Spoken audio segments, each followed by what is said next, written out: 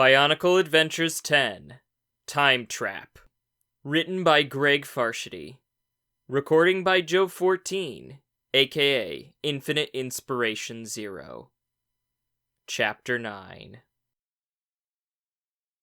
Toa Vakama was about to die. His flight pack was so badly damaged that it would not even function as a Kanoka disc launcher anymore. He was spiraling out of control, headed for the pile of rubble that used to be the Ta Metru Great Furnace.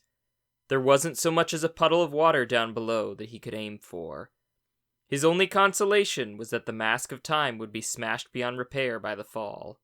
He was just realizing why that would be a very bad thing, even worse than his dying, when the ground started to shift underneath him. All of a sudden, it did not look like pavement and stone below, but more like a nest of snakes that had been disturbed. No, that wasn't right either. Those things writhing below him weren't greenish-black serpents. They were vines. This is impossible, Vakama thought. Another of Makuta's tricks. The Morbuzak plant is gone. We killed it in the Great Furnace. Then, there was no more time for questions. He crashed to the ground, but without the shattering impact he expected. Instead, the vines had formed a bed of sorts underneath him. As he struggled to recover his senses, they wrapped around him and dragged him down below the street. Vakama's eyes were taking too long to adjust to the darkness. He summoned a small jet of flame from his hand to light the surrounding area, only to have the vine around his wrist yank hard. "No fire," a voice whispered.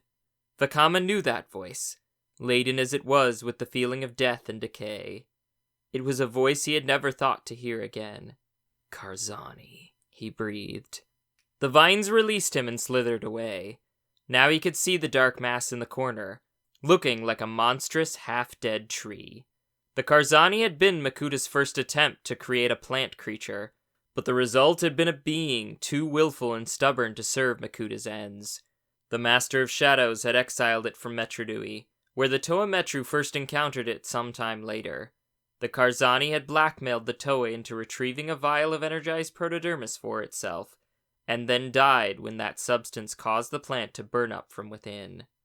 Later, the Toa used parts of the plant creature to keep their boat buoyant on the return trip to Metronui. "You're dead," said Vakama. "This is another illusion. I've had enough of Makuta's madness." "As have I," the Karzani whispered. "But I am very much alive. I am of the earth and the green, Vakama. I do not die as flesh dies." "I don't understand." "When you submerged parts of my former self in the liquid protodermis of the sea, a tiny shoot grew from within.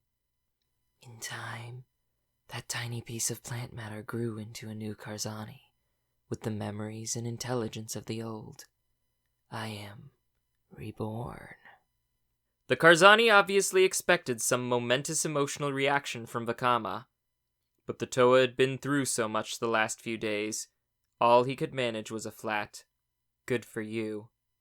What are you doing here?" "Not everything you saw before was an illusion," the Karzani replied. "Makuta and I achieved a truce, and I agreed to play at being the Morbuzak, to make his false world more convincing. But now, he is coming for you, Toa, and you have not the power to defeat him. You need an ally." "Thanks anyway," Vakama replied, acidly. "I've had one ally too many this trip. Unless you have some awesome Toa tool hidden in all that foliage I don't see." "I have the ultimate weapon against Makuta," the Karzani said, vines rustling and slithering about the chamber. "The truth." One of those vines reached up and tore a chunk of rubble loose. Vakama looked up and saw the sky above Metronui ablaze with stars. "You cannot fight him, Vakama, because you believe you were not meant to be a Toa." The Karzani continued. "Makuta looked up at the stars and saw that Nuri, Akmu, and the rest were to be Toa Metru. And so he convinced Toa Likan to empower 6 other Matoran. He wanted you and your contentious friends to be the new Toa. That is what you have been told, is it not? Vakama nodded. And it is all the truth, the Karzani said. It happened, just like that. Still, someone did lie, Toa. And that lie brought you into being. Who? Asked Vakama, intrigued in spite of himself. Makuta? Likan? Another vine moved, winding its way slowly upward. Vakama watched it as it pointed to the sky. The stars, Karzani said softly. The stars lied. They told Makuta that Akmu should be Toa of stone, Vizola Toa of water, and so on. And he believed them. In an attempt to alter destiny, he planted your name, and the names of your friends, in Likan's mind, so you would become Toa Metru. But have you never wondered, Vakama, who planted your names in Makuta's mind? Vakama's head was spinning. If what the Karzani said was true, then Nuri, Akmu, and the others had never been meant to be Toa. The message in the stars had been false. It had all been a trick played on Makuta. But who would have the power to alter the path of the stars? Except Matanui, Vakama said, stunned. The Great Spirit, Karzani replied. The Great Spirit, who had been struck down by Makuta's treachery and knew that his only hope of recovery was to get the Matoran out of the city before it was too late. To do that, he needed Toa Metru, but he knew Makuta was watching the stars. The Master of Shadows would do anything to prevent those new Toa from coming into being. It was all becoming clear to Vakama now. So, Matanui deceived him. He made the stars name 6 other Matoran to be Toa, ensuring Makuta would never allow them to be given power. And then he planted in Makuta's mind the names of the 6 who truly were intended by destiny to be Toa. The Karzani chuckled, a sickening sound. Believing himself to be thwarting Matanui's will, Makuta turned around and used his powers to influence Likan into making you and your friends Toa Metru, the very Matoran Matanui had wished to be heroes all along. The Great Spirit knew there was only one way to make sure the 6 destined for greatness would have the chance to be Toa Metru, and that was to trick Makuta into making it happen himself. Vakama sat down on the stone floor, still trying to accept what he had just learned. All his life, he had heard of the glory of Matanui, and how he was responsible for the sun that shone, and the breezes that blew, and all the gifts nature had given the Matoran. But in all that time, he had never heard of the Great Spirit intervening directly to make things right. Now, more than ever, he realized what a crime it had been that Makuta had cast Matanui into unending sleep. Wait, said the Toa of Fire. Wait a moment. I saw a Toa disc with Nuri's mask on it. No Kama saw Kanohi mask niches with the names of the other 6 Matoran. How is all that possible if they were not meant to be Toa? Vakama, your fire burns so bright, yet you remain so blind, Karzani chided. Makuta has his brotherhood. The Shadowed One is Dark Hunters. Has it never occurred to you that there are some in this vast universe who are sworn to the service of Matanui, and he alone? It was they who manufactured the evidence to help convince Makuta, and they did a masterful job, it seems. It made sense. and it was certainly easier to accept than the idea of Akmo as a Toa. But one question still remained unanswered. How do you know all this, Karzani? The plant thing laughed as if at a private joke. No. One of those servants of Matanui's will happened to wander too close to one of my tunnels some time ago. He told me the whole story, all that I have just told you, before he died. A dozen more questions sprang to Vakama's mind. What was this mysterious order whose members apparently knew the will of Matanui? How many were there, and how long had they been in Metronui? Likon had never spoken of them, nor had Taragadume. Was it possible even they did not know this group existed? He wasn't going to get answers from Karzani. A bolt of shadow came from above and struck the plant thing dead center. Darkness spread like a plague down its vines and branches, forming a chitinous shell that covered every inch of the plant. In a matter of moments, it was completely trapped inside, cut off from all heat and light.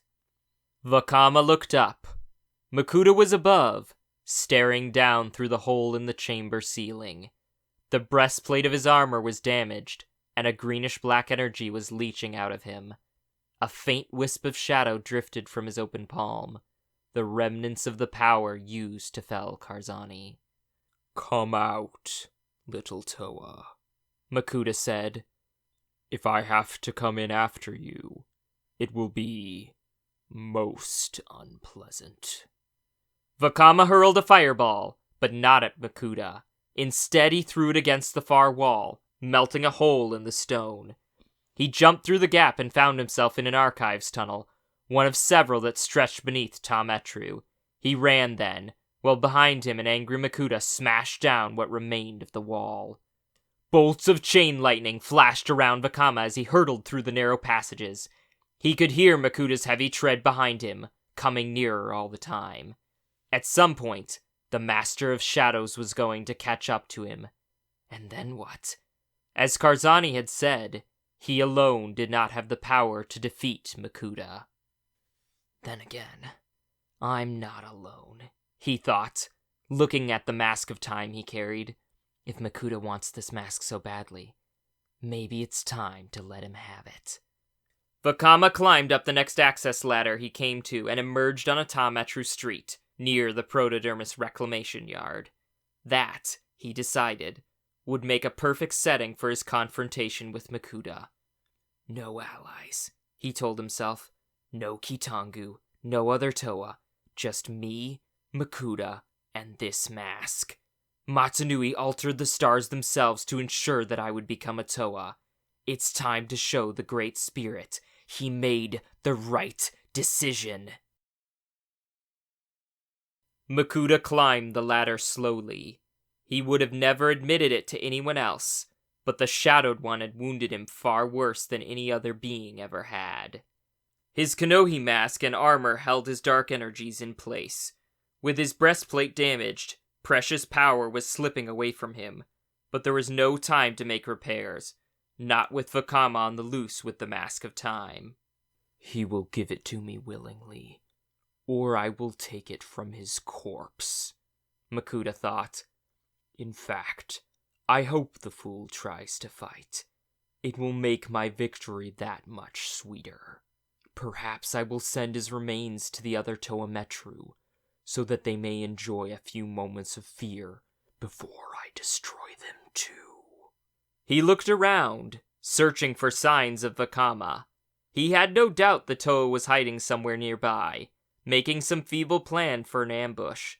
Perhaps he was even thinking of using the Mask of Time again. Not that that would do anything but buy him a couple more minutes of life. "Show yourself, Toa!" Makuta shouted. "Give me the Mask of Time, and I will let you go on your way. I am sure your fellow heroes are missing you by now."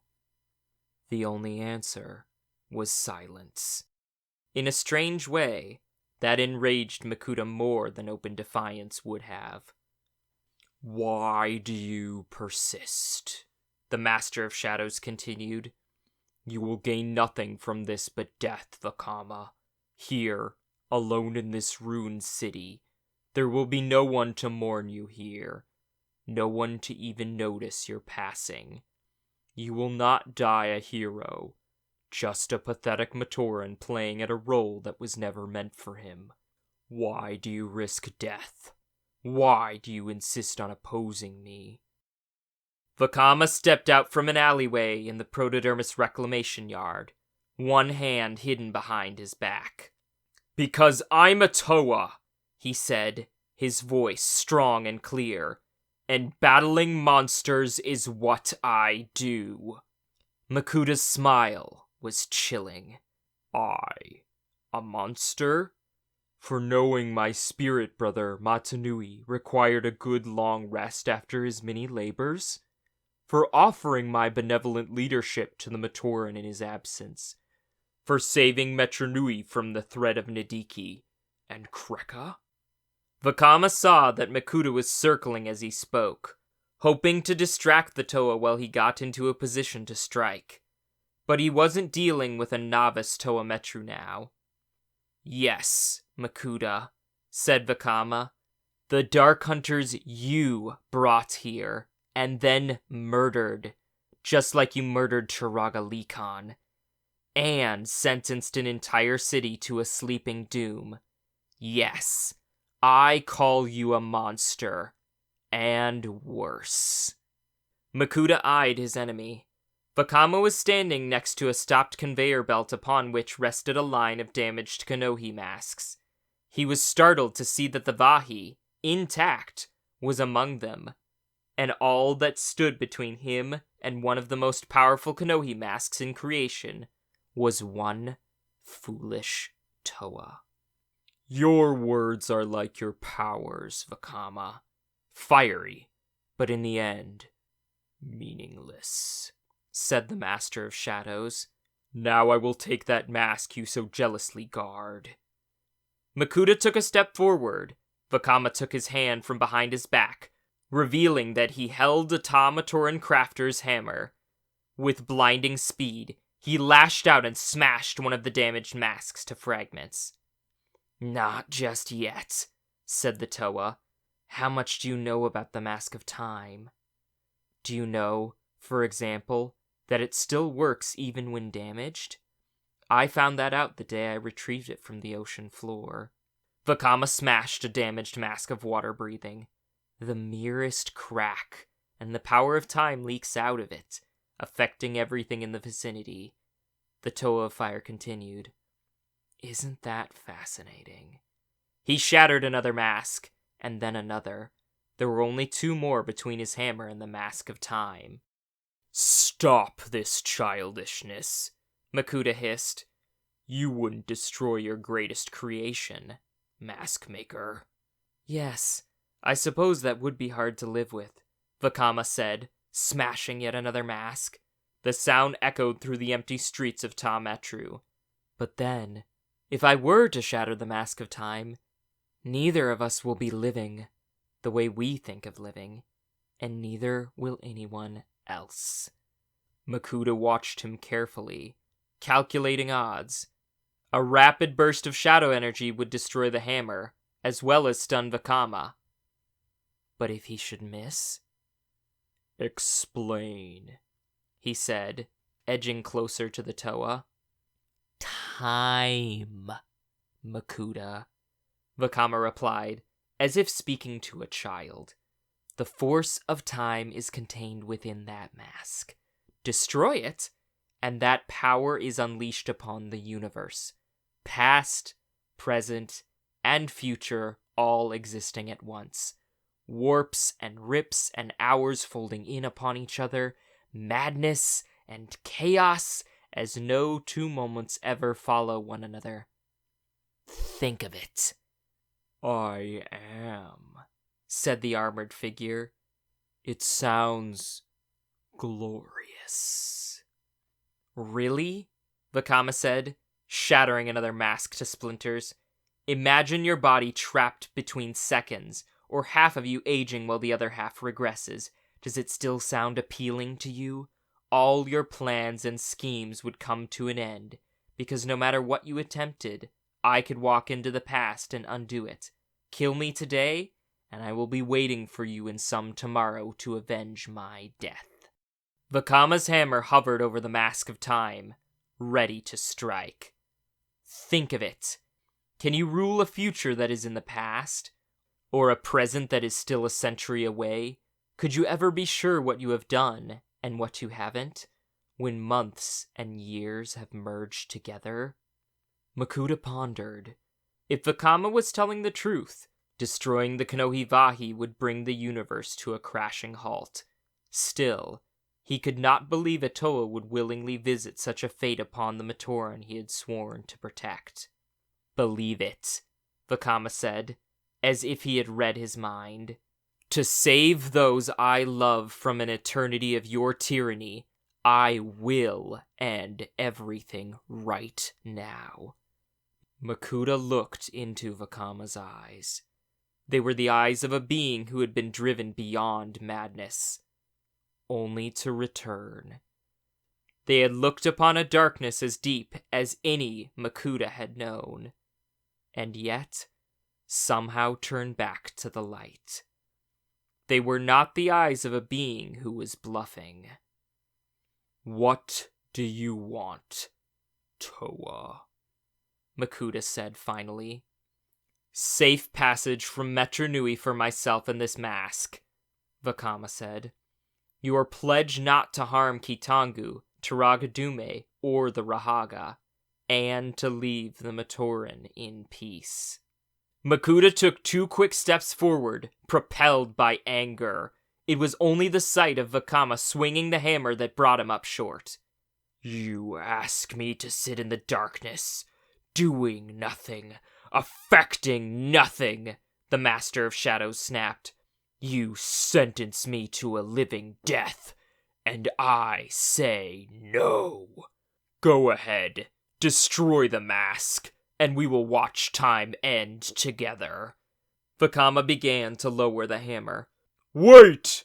Makuta cried. Vakama stopped, his hammer mere inches from the mask. "Then what is your offer?" the Toa asked calmly. "And make it quick. My arm grows tired." The armored titan snarled. He was not used to negotiating with lesser beings, but there was one consolation. As long as the Mask of Time existed, it might still be his one day. "Very well," he said. "I will respect your allies here, as long as they stay out of my way. I will even let you leave unharmed, and I will grant you 1 year of peace on the island above, and 1 year only. Then you will hear from me again." Vakama considered. He knew the other Toa would never accept such a deal, simply because they would never believe Makuta would honor it. They would insist on battle, even Nokama, to end his threat here and now, despite the fact that such a battle would leave Metru Nui damaged beyond all hope of restoration. "Do not try my patience," Makuta growled. "Your possession of the Mask of Time may leave me inclined to stay my hand, but we both know there are 1,000 ways I could destroy you right now, and 941 of them hurt." Vakama lowered his hammer and picked up the Mask of Time. "How do I know you'll keep your word?" Makuta smiled. "You don't. But what is life without a little risk, Toa?" Vakama was about to reply when the world vanished around him. The next moment, he was standing at the mouth of one of the tunnels that led to the island above. He still had the Mask of Time with him. "Makuta has expelled me from the city," he thought. "But we will make a new home above, Master of Shadows. One we will defend against you to the death.